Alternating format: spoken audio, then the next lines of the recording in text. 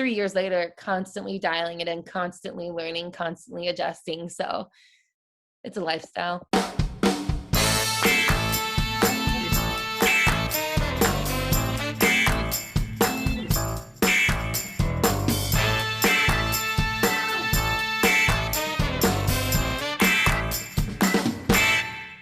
Okay, welcome back to the Marketing Playbook, presented by Details Interactive. Here you'll take away 3 game-winning marketing plays every episode to take back to your team. I'm your host, Mark Friedman, and my career has been focused on direct-to-consumer marketing, direct mail, physical retail, and digital commerce. This is episode number 39, and today's guest is Emily Griffith, the founder and CEO of Lilbox. After discovering the potential of an underutilized superfood while living in Australia, Chicago native Emily founded Lilbox, the buckwheat company with a mission to offer innovative buckwheat snack and breakfast products while promoting a more nutritious diet and soil health in North America. Emily graduated from Indiana University Kelley School of Business in 2014 and then worked in digital marketing for 3 years at agencies in Chicago and Sydney, Australia.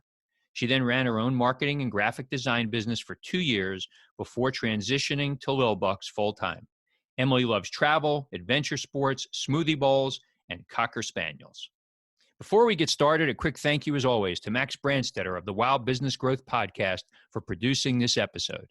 You can reach him at max@maxpodcasting.com to help bring your podcast to life. Let's open the playbook. Ready, break. Well, hello, everyone. Thank you for joining the Marketing Playbook podcast. Today, I'm joined by Emily Griffith, CEO and founder of Lilbox, Sprouted Buckwheat. Emily, welcome to the show. Thank you so much for having me. Excited to be here.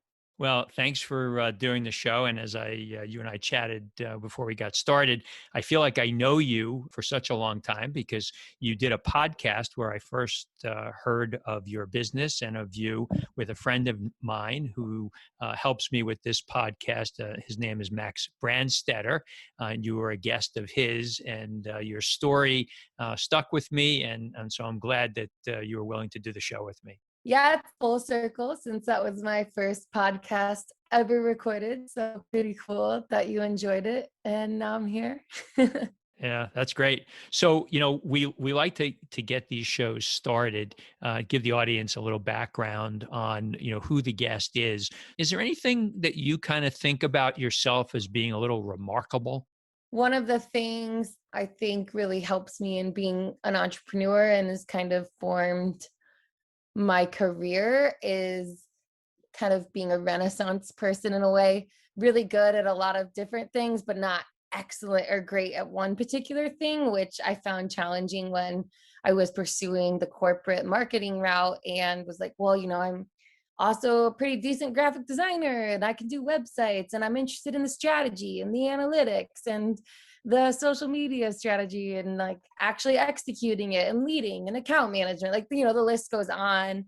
So, it's a blessing in a way to be kind of at least able to do a lot in that, field. It was challenging when you're like, wait, but what do I pinhole myself into? And then I think as I started getting into entrepreneurship, and that's the perfect thing because you do have to kind of be not an expert at everything, obviously, but Right. Well, we'll come to that and as your entrepreneurship in a bit.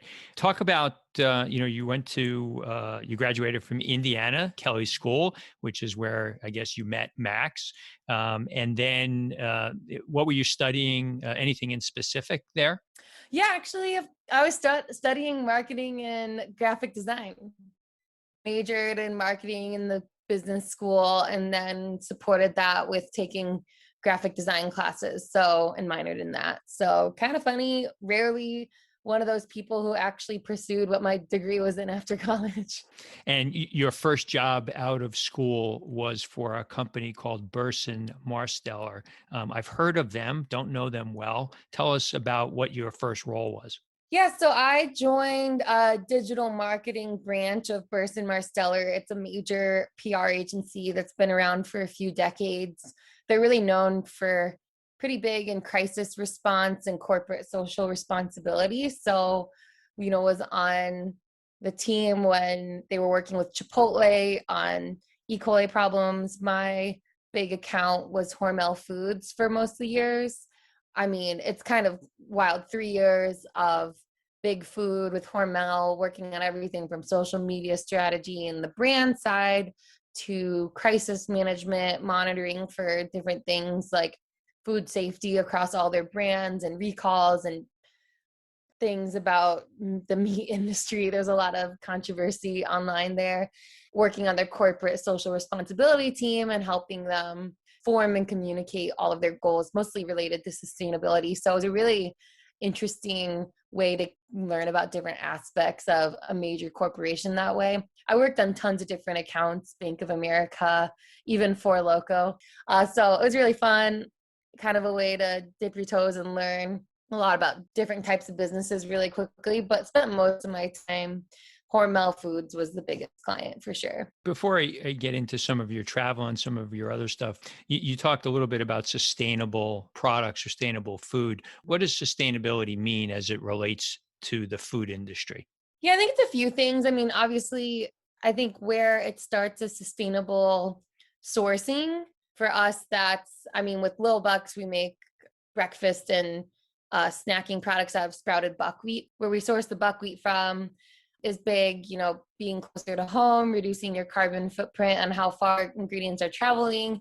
And then with us, regenerative agriculture is big. So sourcing from regenerative certified farms. So that means that the farms are concerned with improving their soil health with every harvest based on including certain crops at different times of the year to replenish the nutrients in the soil rather than growing the same thing over and over and over every year. But obviously the source, how it gets to you, the transportation, and then packaging and what's happening there. So there's a lot of innovation and sustainable packaging happening, new brands coming out, switching to different types of solutions, and then kind of teaching your consumers. So for example, we have recyclable pouches, but they're only store recyclable. And actually in the US, there's not a lot of education around or general consumer knowledge about how to recycle properly. So part, I think, of being a brand that's putting, promoting our products, and we want more people to eat Little Bucks, obviously. But part of our burden is then to help educate consumers on how to recycle and to actually recycle our bags and kind of get to that end point and then start again. Interesting stuff. And we're going to come back to Lil Bucks in a minute. But at some point in your earlier life, you spent some time in Australia. It's a place I've never been, but seen great pictures and read great stories and talked to folks that have been. Tell us what drew you there and, what you got from, your experiences being there.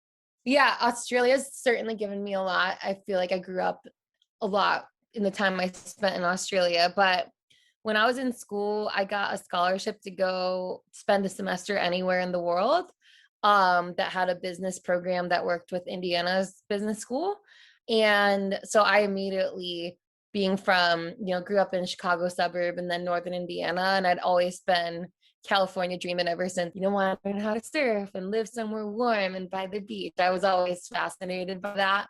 And so when I got the scholarship, my first thought was, well, I want to go as far away as possible, because when do you get an opportunity like this to kind of go anywhere in the world? There was a business program in Sydney, Australia, and I went down there and interned at an agency there, was actually working on Rip Curl, which is a surfing brand, and Kellogg, so getting to work with the Aussie food scene down under, which was super interesting. Yeah, I mean, I learned how to surf down there. I met a lot of really good friends. So it was interesting to kind of get the dose of the Aussie sarcastic sense of humor and learning about their food culture. It was all so inspiring to me. And of course, it's beautiful. Yeah, it is. It is beautiful. And so you have this love of food. Did that come from being inspired by your parents or just something you picked up on your own? Yeah, I think my love of food was originally born out of, I'm actually a pretty picky eater. So always been a little difficult. It's definitely evolved to be a lot wider of a palate, but I still have the things, I like what I like. But, I definitely evolved from only eating chicken fingers. Pretty sure I only wanted to eat chicken fingers and Reese's peanut butter cups for like the first 10 years of my life. But I was an athlete in high school, a pretty serious athlete, mostly soccer and track. So really demanding sports in terms of speed and strength and endurance. So I remember actually in fourth grade, I ate, I think it was peanut butter and graham crackers. I ate a bunch of them before a soccer game in fourth grade. And it was the first time that I was playing the game. And I was like, my whole life I never, little kids eat whatever they want. But I was like, oh gosh, I feel really sluggish. I feel like my energy levels are down. And I just remember the innocent thoughts of like, oh gosh, like I'm never eating like that before a game. And that kind of kick-started, maybe even subconsciously eating well before, to fuel my sports. And so in high school, I really enjoyed, it wasn't like I was, the queen of salads. It was more like I liked finding healthy versions of traditionally unhealthy things. So whether it was like a healthy pancake recipe, or this is when my fascination with smoothies began, because they were like ice cream, but they had all these nutrients in them. And I felt really good after eating it. So then I could go play soccer and not want to throw up. That was kind of where the obsession began. So then ultimately you decide, geez, there's a food business in my future, and Lil Bucks is born. There's lots of food things you could have done. How did you choose sprouted buckwheat and the associated, complementary products around that to formulate your business? I mean, a lot of people go out seeking businesses. They know they're entrepreneurial and they recognize that and they want to go out and start a business.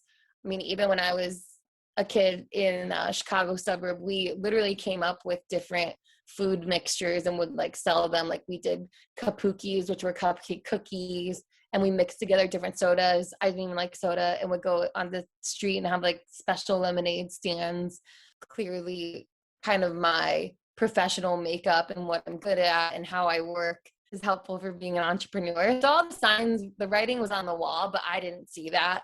I mean, I was only 24. I was still living in Australia. I think it was 24 when I came up with the idea for Low Bucks, because it was when I was living in Australia that I was still working, corporate marketing jobs at agencies, but still not really feeling like it's the right fit, and wanting to be challenged more. And that's when I came across sprouted buckwheat, noticed it was a widespread superfood down under, used as a hero ingredient in tons of breakfast, snacking, and dessert products. And then also, restaurants are using it. I had it for the first time on a smoothie bowl. So they used sprouted buckwheat on the bowl instead of granola. It gave that like addictive crunch, that texture, and then I felt amazing after eating it. So it goes back to those soccer days where it's like, oh my gosh, I found something that actually tastes really good, and you're not sacrificing the taste and texture, but then I feel amazing after eating it. So then of course it becomes a huge obsession. And then it really innocently started from, oh, well, turns out, because when I was getting ready to move back to America in 2017, there was no brands promoting sprouted buckwheat, all the benefits. It's gluten-free, grain-free, high in protein and fiber. So it lines up with all these things that are really popular right now, and it actually tastes good. So it just kind of innocently started as like, well, all right, then I'll bring it to America. How hard could this be? So you gave us some perspective of, how you started the business or why you started the business. But what was kind of the first thing you had to do? You knew that now this was the product. Where do you source this product? How do you get it made to your particular specs? You've got packaging to put together. Who helped you do all this stuff?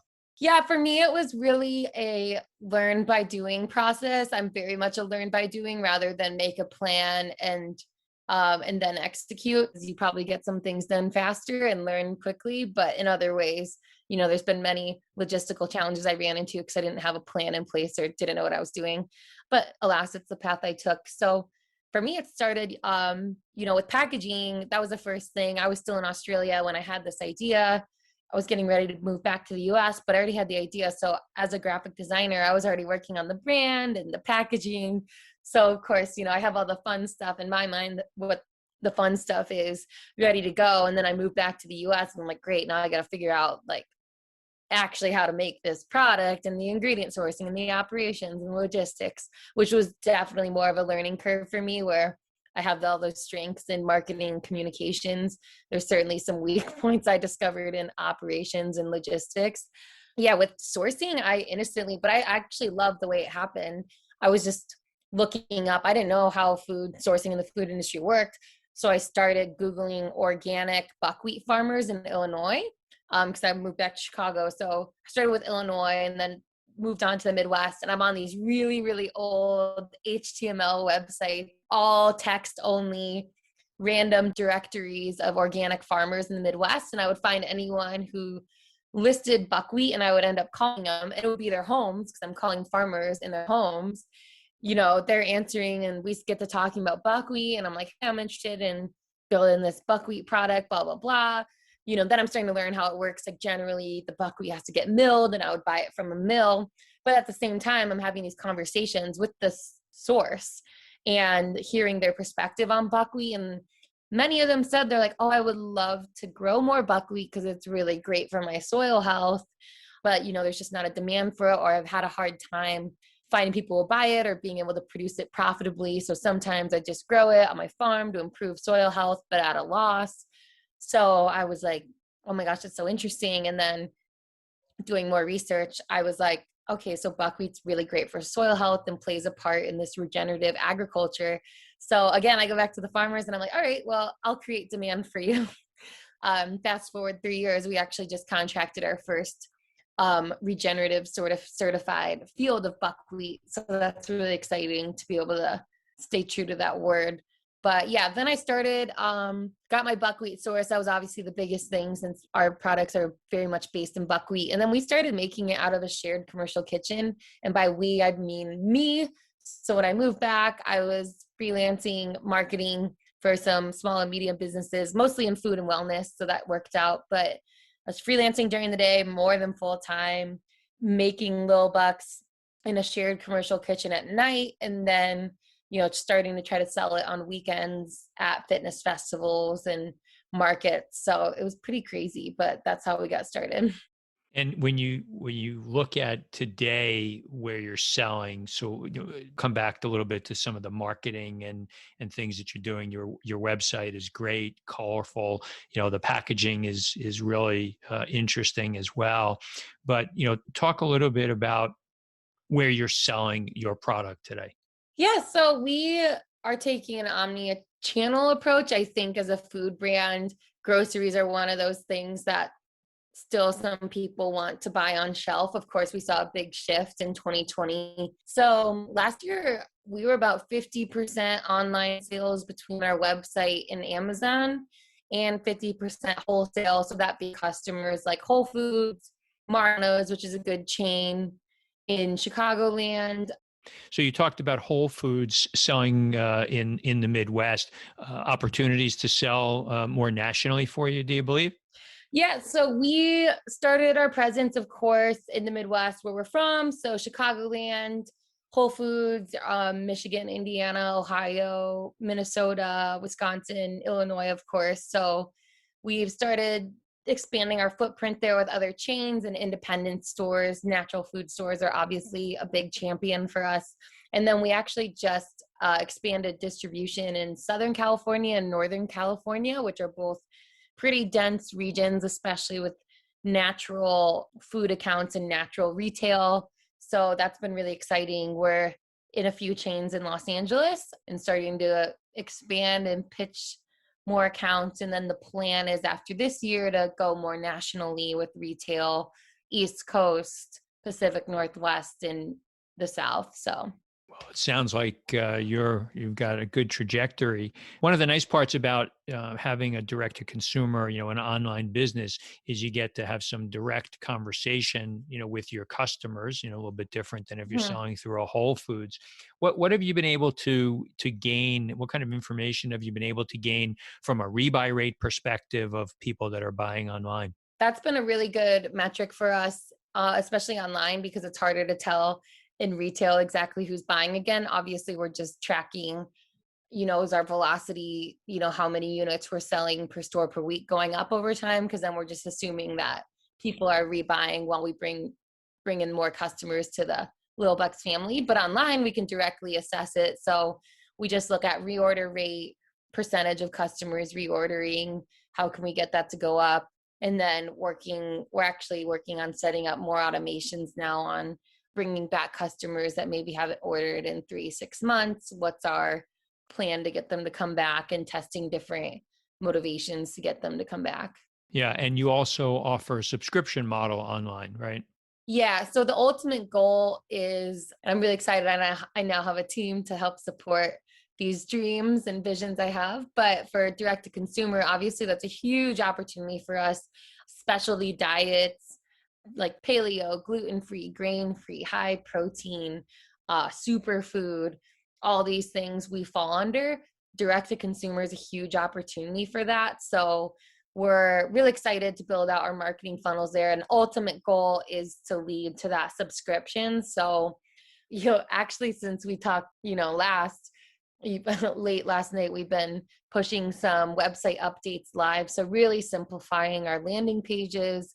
And once we get people in the cart, do we upsell, get a higher average order value? And then after the post-purchase, how are we engaging them, sending recipe ebooks, reminding them to reorder, and then like, hey, why don't you just enter our subscription model? So any way we can funnel to that automatic order that just renews monthly or every other month is, the best. And if we can have a solid base of subscribers for, a couple years to come, we have a good base for the business.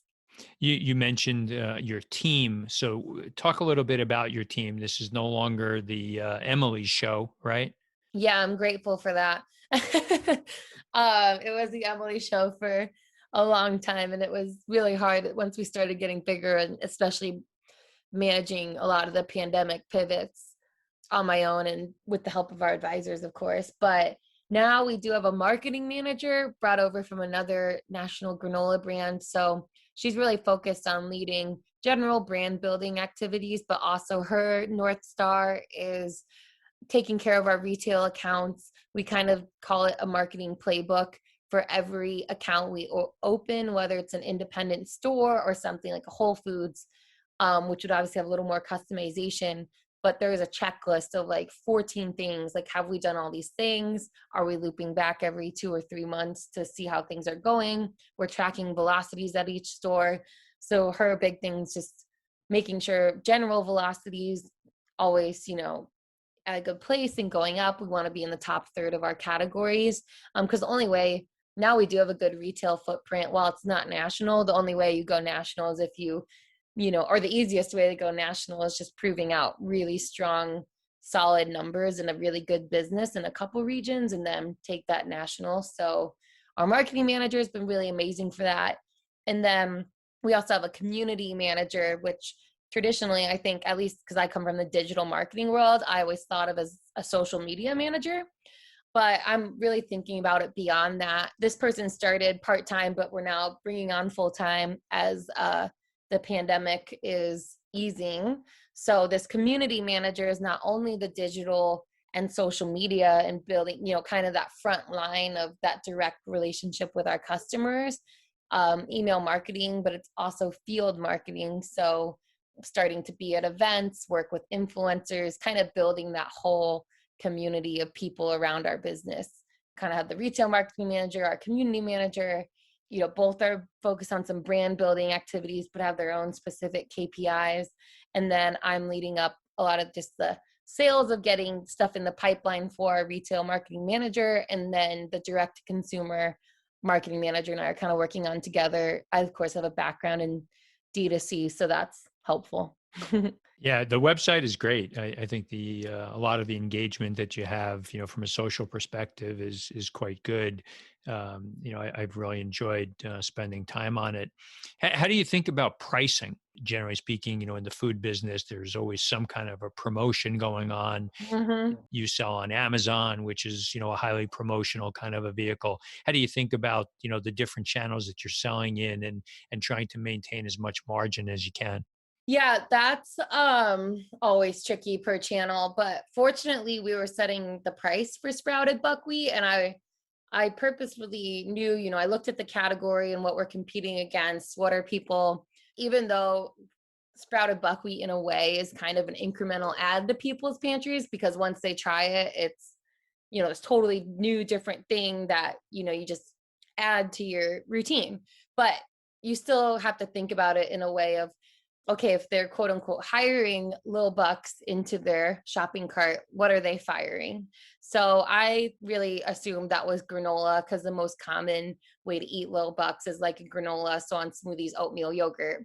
So we're competing against granola. Okay, let's look at the set of Whole Foods and other natural stores and even conventional to see where we eventually, so conventional being something like a Target or mass market Kroger, something like that, and seeing where we can price competitively, but then still actually make money. Because we wanted to build a business where, it's not like, oh, the money will come once we scale, blah, blah, blah. I'm learning there's just so many things that happen between, starting the business and quote unquote reaching your economies of scale. So many, yeah, like you said, discounts you have to do in retail, shipments get lost, you have to resend. Amazon is just the Wild West in terms of tracking and making sure you're actually making money off that. I'm really happy. So for example, Lil Bucks are priced at $6.99. A little expensive if you're looking at a Target granola set or a Kroger granola set. You're going to see some things in there for $3.99, $4.99. So the goal is when we're at that mass market level that we would be competing closer to that, $4.99, $5.99, which we would be able to support. But starting at a little bit higher, as we're in more of the premium marketplace right now, getting our first wave of digital customers and then working in places like Whole Foods. That's kind of why it's priced where it's at right now. And then fortunately, I think that was a good price to start with, because there's a lot of things, always discounts everywhere you turn. Do you have a direct-to-consumer business? I enjoy connecting with guests on this podcast because it reminds me what I love to do: strategic and tactical consulting for businesses like yours. If you'd like to speak with me about your business and see how you can add a fresh set of eyes to your team, contact me at mark@detailsinteractive.com. Now let's get back to the marketing playbook. As you were putting together your game plan, and you obviously had expenses to get started, was this you were bootstrapping from the very beginning? Did you have friends and family participating? How have you funded the business? Yeah, so actually, let's see, I bootstrapped it for about 2 full years. I would say our first year in business, I mean, you'll see a lot of food startups that come out swinging. They raise venture money, they come out with a beautiful brand, they're paying, salaried team members that have experience building other brands or come from bigger food companies. That is not the route that we took. It was very on the ground farmers market. Like we did $10,000 in sales our first year. So that's like the definition of a side hustle, like, oh, this cute granola brand. So we launched in 2018, about middle of the year. This was all coming out of pocket from my marketing freelancing. And then in 2019, I was kind of starting to learn more about our customers. At the time we were still only selling in brown, craft bags, like you might see at a natural market or farmer's market. And so I'm like, okay, now it's time to get what I called real packaging, not like we're going to sit there and have to put stickers on the front back of every bag for hours. So it's time to get real packaging. We know how to communicate about sprouted buckwheat to our consumers. I want to get into stores. I took a course on how to work with retail clients because I was really clueless. And there's actually someone in the industry offering a course on it. So that was really helpful. So by mid 2019, I've got this course. We got our first packaging lined up. I went to my first food trade show, which was really eye-opening. So tons of networking and learning that way. And I pitched to Whole Foods, the Midwest region. Through quite a bit of hustling and stroke of luck, they agreed to bring us into the entire Midwest region, which is kind of crazy. Most brands start with like a few stores, but we started with an entire region. So it was pretty wild. And at that point, I was like, okay, we need to raise money to support this big launch. And that was kind of the catalyst to be like, okay, we've proven out the concept enough to get to this level where we're at. We got Whole Foods to say yes. And that was a really something that people trusted. So we raised our friends and family around that in December 2019 to launch into Whole Foods in March 2020, which of course aligns with the pandemic's launch into the US. Pretty much my whole journey as a food founder and really growing and I started doing Lil Bucks full time in February of 2020, was weaning off some freelance clients. So the whole time I've been doing it full time, and we've really grown and expanded distribution. Our brand started to gain national recognition. This was all remote from behind my computer. So it's very weird. That's really incredible. And I know because I was a participant, you did a funding through Republic. How did that go for you? And for those that may not know what Republic is, could you tell us? Yes. So Republic is a crowdfunding platform. So we were able to raise on a safe note, which is a common way to raise money for a startup before something like venture capital. This is perfect. So crowdfunding, we're raising money from anyone who wants to invest as little as $150. And the beauty of this is that you didn't have to be an accredited investor.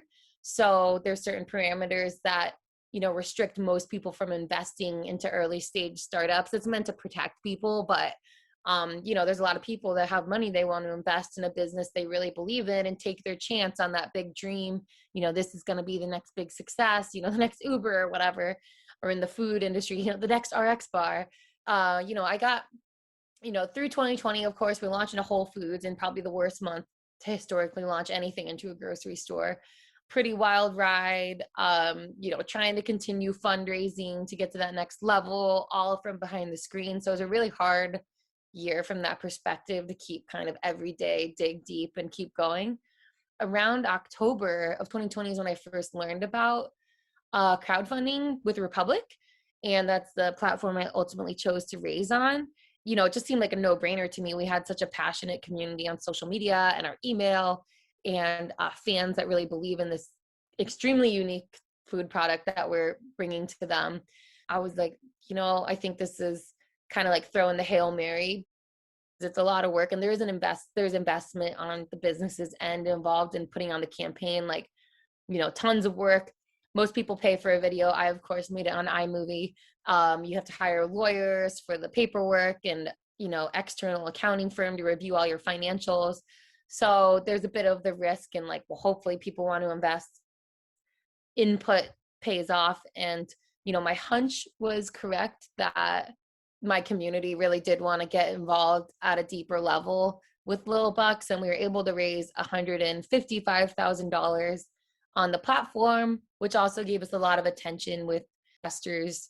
And we were able to close a little more money outside of that after the Republic round. So ultimately achieved our fundraising goals in a not traditional route, but it was amazing to bring this big community along with us. And Congratulations. Yeah, that's really nice. And you didn't start off thinking you were going to raise 155K, right? The early number you had put out was much lower. Oh yeah, I was like, I'm excited if I get to 25K. At that point, I'd invested about 5K in between lawyers and accounting, which was pretty low. And then of course I did the movie myself and all this stuff, but I was like, worst case, I just lose my time. But I was like, I'm excited if we get to 25K. And at that point, if you get to 25K, I mean, that would have meant a lot for us business-wise. There's just some things that I couldn't, we were so strapped for cash that, that would just give us a little bit of breathing room.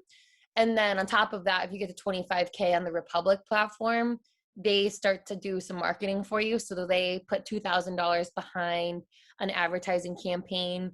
And then they're also, they send out an email to all their whole investor database around the world about your campaign. Once we hit that, I was so excited because we got to 25K. Republic sends out an email, and almost overnight we were at 50K. So then I was like, oh, okay. And then we start getting 50K. Then we happened to be pitching in a pitch competition, Naturally Chicago. It's a food industry competition.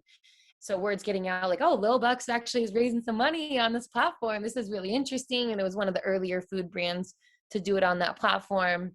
So people started noticing. And by the time we pitched, about a month or maybe 5 weeks into the campaign, we were in this pitch competition.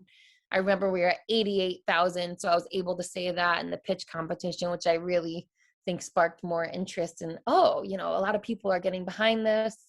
So it was really exciting. And then, yeah, we closed it April. Very We're nice. at 155. So I was like, wow, if we can get to 100K, amazing. And then we got to 155. So very cool. Congratulations. So as we wrap up, I have one more question. I've done a lot of these interviews with early stage, founders, and everyone seems to have a story about things that they've had to do that turned out to be way harder than they ever expected that it would be. Is there something that stands out for you like that? Oh my gosh, so many things. I think because I totally went into it like, how hard could it be? Just learning by doing. So there was plenty of things that were harder than I thought they would be. But I think one of the biggest is logistics were harder to set up than I thought. And there's just, it's not a one and done. You always have to be tending to it. Things are always going wrong. The bigger you get, the more challenges there are with getting everything for everyone from A to B. So that was a learning curve for me at first, since I had no experience in that department and my brain just doesn't connect A to B in a very good way. So it was a learning curve, but really grateful to have that figured out. And then I think just in general, I didn't really realize how dialed in your communication with the consumer has to be. People look at a product and they have 2 seconds and they've already made a judgment in their head. So there needs to be the most clear and concise way to communicate a product quick as possible. And I think that will forever be a challenge, especially with something that is so unique and new to the US market, like sprouted buckwheat. So, I always think like, oh, now we've got it cracked. And then, there's just always more to learn about our customer and more to dial in with the comms. And I think it's never ending, really, which is, I of course love. That's like, as a marketer, it's really interesting to me, but I don't know. As a digital marketer, I'm like, oh yeah, we'll set up a cool marketing funnel, a cool website, and we'll just let it run and that'll be it. And it's like, no, 3 years later, constantly dialing it in, constantly learning, constantly adjusting. So it's a lifestyle. Oh, outstanding. Great story. So we end these shows with a quick 2-minute drill. I'll give you a couple of questions, give 1 or 2 word answers that first come to mind. Okay? Okay. All right. A brand that you admire or that inspires you? Of course, Patagonia. Always been a fan of reading the Von Chenard, Let My People Go Surfing, and always thought that was a really interesting way to run a business, and never thought, I always wanted to work for them, but now I get to build my own business and actually working with them on some regenerative agriculture stuff. So it's pretty full circle and a dream. A favorite app on your phone? Instagram, of course. The last website other than Amazon that you shopped from? Can't use yours either. Oh, this is very millennial and food industry of me, but there's this website called queen.co with a K, KWEEN, and they sell granola butter. It's like peanut butter, but it's made from ground up granola, and it's really good on smoothies. So that's what I bought. Something that you're not good at, but that you wish that you were? Gosh, being organized, tidy. All right. Charitable organization that you're passionate about? Surfrider Foundation. Okay. If you had one superpower, what would it be? Not having to sleep. And the last one, other than family, what's your most prized possession? All my journals. I've been journaling since I was 18. So I have a little story of my life that I can read whenever I want. So I'd be devastated if I lost them. There's a memoir that's going to be sold on.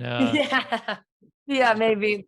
I interviewed on the show here the founder of Hint Water. Yeah. Kara Golden. So, she's done some publishing, as well. A very interesting lady, and they've got a tremendous business. We'll wish the best for you there. Where can people reach out to you, Emily, for social media? Yeah, so we're on all channels, mostly Instagram and TikTok now, and LinkedIn is, those platforms. And then the handles at Love Lil Bucks, so LOVLILBUCKS. And then our website's lovelilbucks.com. we post a lot of fun recipes there too. So if you're like, how the heck do I use this? We got your back. Great. Well, look, thanks for doing this. Really good story, continued success. And I hope my small investment that I made on Republic will turn into millions of dollars, Emily. Little bucks for the big bucks. There you go. Thank you so much. That's it. Today's game ball goes to Emily Griffith for coming on the Marketing Playbook. To me, today's 3 game-winning marketing plays were as follows. Number 1, starting a new company is tough enough, but when your business is creating a new market like Emily is for sprouted buckwheat in the United States, you have challenges that many other brands might not be contending with. It's critical that your customer communications be clear and concise, and you need to constantly refine and iterate your message. Identify for the customer the problem that you might be solving for them with your product. Number 2, Emily described how she continues to wear many hats in her business. She's the jack of all trades simply because as a startup, the human resources are very limited. It's good advice because even if you're working in a larger business, make yourself more valuable by broadening your skill set. You certainly want to have a focused core competency, but being a solid utility player, willing to roll up your sleeves and do anything required is not a bad thing. And number 3, do not underestimate how long it takes to get things done. Everything seems to take longer than it should. Be patient, have a plan, but leave yourself enough room in the schedule to handle unforeseen circumstances. Thank you, Playbook marketers, for listening to another episode. If you want to check out more pages of the Marketing Playbook, make sure to subscribe on your favorite podcast spot and leave us a 5-star review on Apple Podcasts. You can also follow us on Twitter at DetailsInteract and learn more at detailsinteractive.com. Until next time, the devil is in the details.